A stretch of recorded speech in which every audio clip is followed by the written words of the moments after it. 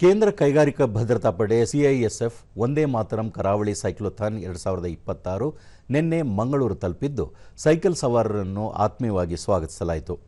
ಈ ಪಯಣವು ಭಾರತದ ಕರಾವಳಿಯುದ್ದಕ್ಕೂ 6553 ಕಿಲೋಮೀಟರ್ ಪ್ರಯಾಣದಲ್ಲಿ ಒಂದು ಪ್ರಮುಖ ಮೈಲಿಗಲ್ಲಾಗಿದೆ.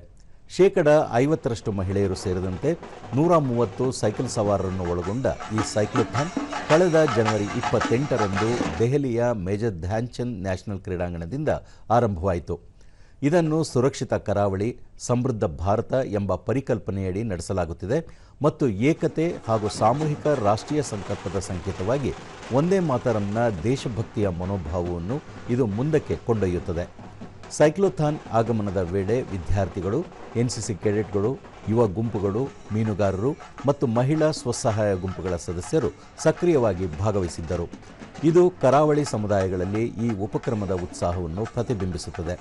ತನ್ನ ಸುಸ್ಥಿರ ತಲುಪುವಿಕೆಯ ಮಾದರಿಯ ಭಾಗವಾಗಿ ಸಿಐಎಸ್ಎಫ್ ಸೈಕ್ಲಿಸ್ಟ್ಗಳು ಯಾತ್ರೆಯ ಸಮಯದಲ್ಲಿ 50ಕ್ಕೂ ಹೆಚ್ಚು ಆಯ್ದ ಕರಾವಳಿ ಗ್ರಾಮಗಳಲ್ಲಿ ತಂಗುತ್ತಿದ್ದು ಸ್ಥಳೀಯ ಸಮುದಾಯಗಳೊಂದಿಗೆ ಒಗ್ಗಟ್ಟನ್ನು ವ್ಯಕ್ತಪಡಿಸುತ್ತಿದ್ದಾರೆ.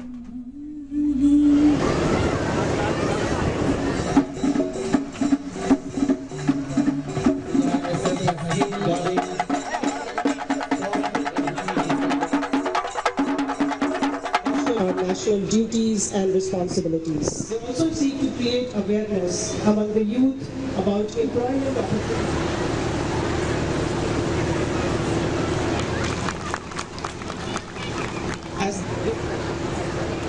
ಕಡಲ ಕಿನಾರೆಯಿಂದ ಹೊತ್ತುಕೊಂಡು ಅದನ್ನು ಹೊಳಷ್ಟು ಗುಜರಾತಿಂದ ಶುರು ಮಾಡಿದಂಥ ತಮ್ಮ ಪಯಣವನ್ನು ಕೊಚ್ಚಿಯಲ್ಲಿ ಮುಗಿಸುತ್ತಿದ್ದಾರೆ. ಒಟ್ಟು 7.5 ಬಳಿಕ ಸಿಐಎಸ್ಎಫ್ನ ಎಡಿಜಿ ಸುಧೀರ್ ಕುಮಾರ್, ಕರಾವಳಿ ಪ್ರದೇಶಗಳ ಭದ್ರತೆಯ ದೃಷ್ಟಿಯಿಂದ ಸೈಕ್ಲೋಥಾನ್ ನಡೆಯುತ್ತಿದೆ.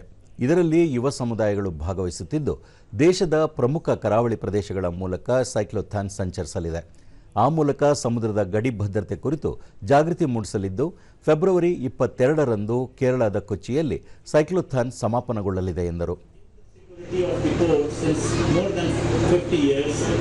And realizing or recognizing our potential, our capability, Government of India was kind enough to grant this recognition to community participation.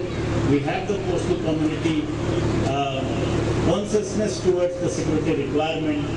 Our task of serving as an RSO will not be served. ಹಿರಿಯ IPS ಅಧಿಕಾರಿ ಸೋನಿಯಾ ನಾರಂಗ್, ಕರಾವಳಿ ಗಡಿ ರಕ್ಷಣೆಯಲ್ಲಿ CISF ಪಾತ್ರ ಬಹಳ ಮುಖ್ಯವಾಗಿದೆ. ಒಂದೇ ಮಾತರಂ ಗೀತೆಯನ್ನು ಸ್ಮರಿಸಿಕೊಳ್ಳುವ ಮೂಲಕ ತಂಡ ಸೈಕ್ಲೋಥಾನ್ ನಡೆಸಲಿದೆ. ಸುಮಾರು 85 ದಿನಗಳ ಕಾಲ ನಡೆಯುವ ಜಾಥಾವು 52 ಕರಾವಳಿ ಗ್ರಾಮಗಳ ಮೂಲಕ ಸಂಚರಿಸಿ ಕರಾವಳಿ ಪ್ರದೇಶಗಳಲ್ಲಿನ ಭದ್ರತೆ ಕುರಿತು ಜಾಗೃತಿ ಮೂಡಿಸಲಿದೆ ಎಂದು ತಿಳಿಸಿದರು.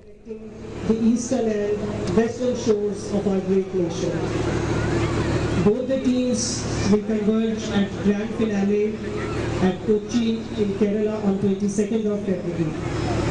Covering a distance of 6,500 kilometers, this cyclothon truly embodies the spirit of Ek Bharat Shreshth Bharat. India's coastline is vital lifeline of our nation. Nearly 18% of our population resides